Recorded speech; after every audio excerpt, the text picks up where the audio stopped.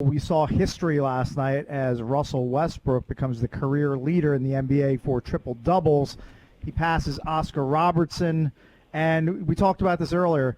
He doesn't just sneak in with like 10, 11, and 12 triple-doubles. He gives you big boy triple-doubles like he did last night with 20-plus points, 15 or so rebounds, and 15 assists. That's what he's been doing of late. Just remarkable and, well-deserved that he is the career leader in that stat. He does it unapologetically. He does it with tremendous passion, fire, desire, all of that. There are a lot of non-negotiables with him, and one of them is you got to compete and play hard. And that seems easy, but you guys have covered sports for a long time. There's just sometimes people just don't play hard, and you can tell, but not with this guy. You can never say when you watch him play, I don't think he played hard enough tonight, or I don't think he competed. And that's the one thing that I think Russell Westbrook will take to the Hall of Fame when it's all said and done is we will remember him as a fierce competitor who, like you said, put up some amazing numbers on the way to Springfield. I mean, when you look at the guys he's passed now, I think of LeBron as a triple-double machine, and he's got like 83 more than him. He's going to finish with 150 more than LeBron. To be ahead of Big O, Magic, Burt, all these guys. Those guys are all first ballot 100% vote getters. You know what I mean? I guess that's what Russ is. So is Russ. I guess that's what he is. Russ is a first balloter, no doubt about it. Yep. And it needs to be unanimous because of what he has done with the triple-double is remarkable. And, I said it last night on the air. I don't understand the Russ hate. After seeing him this season, every game, for 11 years, I saw him twice a year, right? We would see him when we go out to OKC or Houston, but I don't get it. I don't understand how people hate on his game. I could watch this dude play every day for the rest of my life and feel like, you know what? I'm getting my money's worth if I have to pay and go watch this guy play. And he said something to me early in the year, guys. It hits me every time that I watch him play. He said two things. One, his dad taught him at an early age, like, you don't know who's watching you in the arena. You don't know that family of four that spends their hard-earned money to come and watch you play. You don't know if that's the first time or the last time or how many times they're going to see you play, so you better put your best foot forward and compete. The other thing that he said is being consistent is hard. And I started thinking about that put it in like life practices. Being consistent is really, really hard. And he is the most consistent competitor I've ever covered in the 25 years I've been doing this. Yeah, I said earlier, maybe it's not fair, but it's how I think of him. I feel like he's Rodman with skills. You know what I mean? Like Rodman played hard. The motor never stops. The motor. Rodman had a similar motor. I like that. That's a good take. Absolutely. The motor to me is, and it's interesting to watch how the young players on the Wizards team has kind of developed this year because of that. I've seen Rui take a step, right? Russ has no problem calling his teammates out, saying his favorite line is, what are we doing? Like when things go bad, the thing with COVID, no fans in there, and the one good thing that I could take out of it is the fact that you could hear Russ talk during the broadcast. You can hear him and his communication with his teammates, with the refs, it's amazing. He talks the entire game, and that's something that Scott Brooks has kind of talked about over the years where this team has really lacked, is just talking on the floor. Something as simple as that. You guys at Hoop, if you don't talk, you're getting beat on defense, but this guy is constantly communicating, and I think that's kind of a lost art, and it's something that you really appreciate watching him. I wonder how aggravating it is for Russ, and I don't know how he's not getting MVP love. I know he's not going to win it, but who's more valuable to his team right now than a guy who's averaging a triple-double? It just kind of blows my mind. But I wonder how aggravating it is for him to go out there and get 13, 14, 15 boards, and they still get out-rebounded by 15 last night. Capella pulls down 22. What are the other guys doing? I could see him going, dude, I'm getting 13. Big guy's got to hit some boards here. You got to help me out. I don't know how many second chance points they had because of that, but they were out rebounded, I think, by 15, Chris. Yeah, well, the standing and watching thing was something that concerned me coming into the season. When you've got this supernova as an offensive threat as Bradley Beal, and you've got this guy like Russell Westbrook out there, my biggest concern coming into the year was how long it was going to take for the kids not to just stand there and stop watching and participate. And during the month of April, I thought they were terrific. That was the best month by far. But you can't get out-rebounded like that. But he's 6'3", and you think of the people that he is out-rebounding this year. 2 of them are in the MVP race. We're talking Jokic and Embiid. He's out-rebounding them because it is literally a want-to. He wants to go get the basketball. It's not this. The other thing that really bothers me, this padding stats narrative, I don't know who came up with it, and I don't know who was selling it, but that might be the dumbest take out there because if you watch him play, he just goes and competes. He wants the basketball. So the padding of the stats, and the funny thing about padding stats, too, is when you think of the assist number, correct me if I'm wrong, but your teammates have to make the shots that you pass to them, right? I'm kind of like lost with that whole notion of padding stats because it just doesn't calculate when you watch him play. This is what sucks. I thought that they had a legitimate shot at the 8 seed. Bradley being out kills them because they're not going to beat Atlanta again without Bradley. They're just not going to. I mean, if Bradley they plays lost by a point, they could easily beat Atlanta. I don't know how easy it is to beat Atlanta. I mean, it was a 1-point game. I think the fact is, I understand that, but if Bradley 1-9 or 1-10 if without Bradley Brad. plays, they win the game. Is my point. Okay. Yeah, exactly. Their record without Brad is not good, but they had a legitimate shot at that 8 seed. Now they can beat the Pacers. I get it. And Bradley has to be healthy for that, so maybe it's good that he sits out for a couple games. But I thought they had a legitimate shot at that 8, especially since they had Charlotte head-to-head to close the year. And you get that 8 spot, you get 2 chances of advancing, not just 1.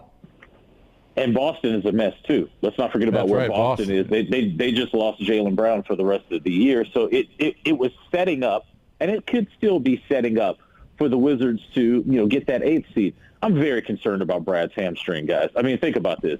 Soft tissue injuries are nothing to mess with. I'm not comparing him to James Harden. James Harden has missed 20 games with a hamstring injury, okay? So we have to be very mindful of him being careful with that because the last thing you want to do is get a tear in there. So he'll be reevaluated on Friday, which makes me think he's not playing Friday. So Are we talking Sunday? Is he going to be available for the play-in? When I heard hamstring, I just went, that's not good. But you hope that this guy can recover fast. But we have to be mindful of it's a hamstring. Those things can linger. Got to be careful with that. But like you guys said, the record without Brad is not good. But I'll still like the Wizards' chances with that guy Westbrook. I mean, he's gonna lean on his young kids to come along for the ride. And he's going to put up amazing stats in the process. All right, we got to talk about the Brad deal, like him sniping, I guess, at Bazemore on Twitter, and it's Twitter, so who should care? But I feel like it's beneath Brad. Why is he doing this? I mean, Bazemore said he was kidding. Who knows? He was upset that Bazemore said, kind of insinuated that his hamstring issue was a deal where he's trying to, like, I don't know, pad his stats somehow. And then Brad goes on this rant, crushing him, and Brad's so sensitive. Why? He's too good. He shouldn't be doing this. This is beneath him. Who was the guy that was talking to Brad? Oh, a bench scrub named Kent Bazemore. Bench scrub. Yes. 7 points per game, Kent Bazemore. Yes. I mean, it's just beneath him. I just thought it was a bad look. I mean, all you have to do is say, check my Google me, right? Or check my resume, right? Or just mark your calendar next year when you or just mark your calendar when you see him again and you bust his behind for 50. Right. You know what it did? It did exactly what I thought it was going to do. It fed into Twitterverse. You guys asking me about it. It became a thing last night. When Russell Westbrook becomes the triple-double king, this thing blew up too. There was just no reason for it. There was no need for it. Brad, he should have absolutely no space in his mind for Kent Bazemore. Right. Okay? That to me was just just move on, laugh it off, maybe put a smiley emoji next to it, and then just move on. It's just right. But to just go on and on and on about it, it was. I guess it's 2021. It's the world we live in now, where you have to go at somebody on social media to get, because now guess what happens? You get the clicks, you get the page views, you get Sports Talk Radio talking about it. Now everybody's talking about something that was really no big deal. Yeah, He's sensitive, Chris. I mentioned this yesterday. He, or maybe it was his brother, somebody in the family responded. Back when I was doing Wizards post games, with Travis, and I did a goofy game called Silly Stroke or Jumpers Broke, and Beal was on a slump at that point, and it was kind of a goof because Lonzo Ball was shooting well, Brad wasn't shooting well, and they tweeted back. They cared. They're way too sensitive, the Beals. He's too good. He's above it. That's all. That would be my message Especially to him. when a bench Scribini is sniping at you in Bazemore. You know what Bazemore should be doing? He should be kneeling down and kissing the ground every day for July of 2016, where he got signed to a 4-year, $70 million deal by the Hawks. Right. That's what he should be doing. He should be thanking his lucky stars every day for that. I'm kind of just wondering, where does this go back to? Bazemore was in that really competitive Hawks series with the Wizards a couple of years ago. I don't know if that's where all this came from, but I saw a video where I saw a video where he chased down Beal and kind of threw him into the stanchion. There you go. Oh, so they don't like each other. That could be. Yeah. Well, there Bad you go. blood. That could be. Hey, you know what I noticed? It jumped out at me when Russ broke one of those records last week or whatever, and the locker room video went viral, and they sprayed him with the water, and he looked really happy. Like, he seemed like he was very comfortable. He really liked the guys. He made a point of saying he could never, wish to play with better guys or whatever. And we know he likes Brooks. It seems like Brad likes playing for, but what is Scott's future? What do you think? Well, if they keep winning, I would guess he would be retained. I mean, to me, I don't know. Here's what I don't do. I normally don't ask about people's jobs because I sure as hell wouldn't want nobody asking me about my job or my right. So I really don't get into that space. But it just seems like if they keep winning, and Russell is still here for I think 2 more years,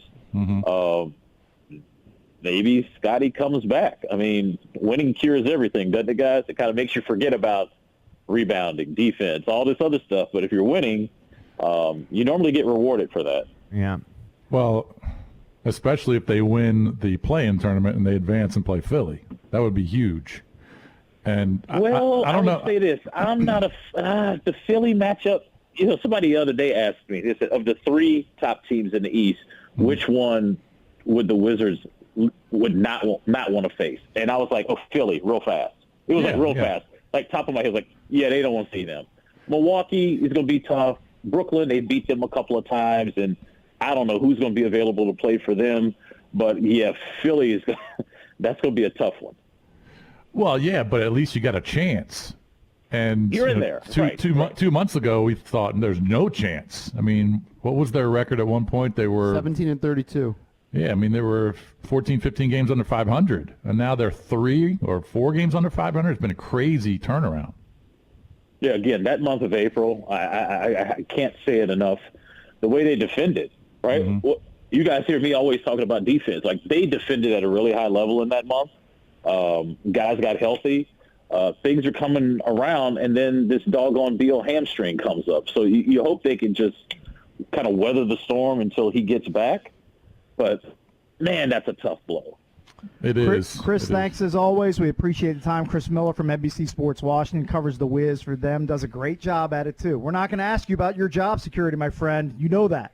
That would never happen. And I would never ask you guys about yours. Ours is always tenuous. No, always. Always walking that high wire. Yeah. Chris, thanks as always. We'll talk to you again soon.